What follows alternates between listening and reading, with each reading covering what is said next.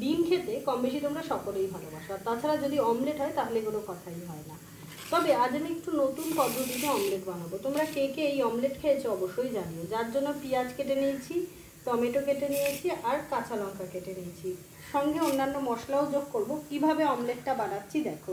এই অমলেটের ভিডিও তোমাদের যদি ভালো লাগে প্লিজ একটা লাইক শেয়ার করে দিও, সঙ্গে সাবস্ক্রাইব করতে ভুলো না। তাহলে চলো রান্নাটা শুরু করি।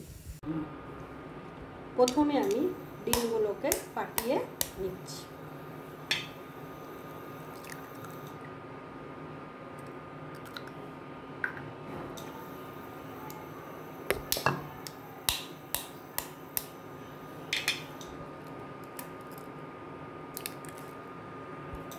দিয়ে দিলাম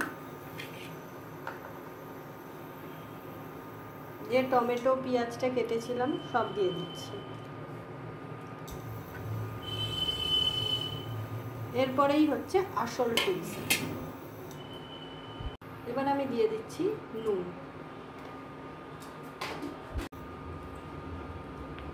এটা হচ্ছে সেই আসল মশলা, ধনে জিরে জায়ফল জয়িত্রী আর শুকনো লঙ্কা গুঁড়ো।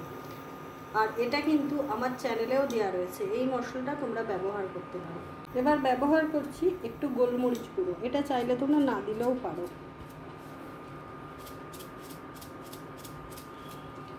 যে যতটা ঝাল খাবে তার উপর দিয়ে এটাকে ভালোভাবে মিক্সড করে নিচ্ছি।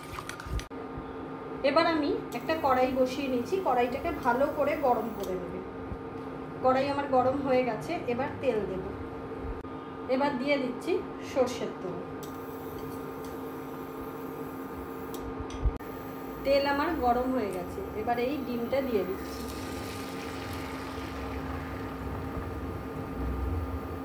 এই সময় আর কিন্তু কোনো রকম নাড়ানাড়ি করবেন না, এরকমই থাকবে।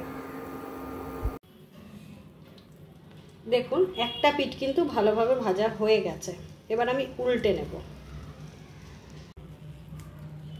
এবারে এটাকে আমি উল্টে নিচ্ছি একটা থালা দিয়ে। আরেকবার উল্টে নিলাম, যেটা দেখালাম, ওপরের দিকটা নিচের দিকে দিয়েছি ভালোভাবে ভাজার জন্য। এবার আমি ভেজে নেব, আর কিন্তু কোনো রকম তেল আমি এই সময় ব্যবহার করব না। তৈরি হয়ে গেল আমাদের এগ অমলেট। আমি বলবো তোমরা এইভাবেই পুজোতে একদিন ব্রেকফাস্টে এগ অমলেট আর টোস্ট খেতে পারো। যদি আমার ভিডিও ভালো লাগে তাহলে লাইক শেয়ার সাবস্ক্রাইব কমেন্ট করে একটু পাশে থাকো। তাহলে আজকের মতো এই পর্যন্তই। পুজো কিন্তু ভালোভাবে কাটাও। আমি পরের পর্বে ফিরছি নতুন কোনো রান্নার রেসিপি নিয়ে। তাহলে চলো টাটা।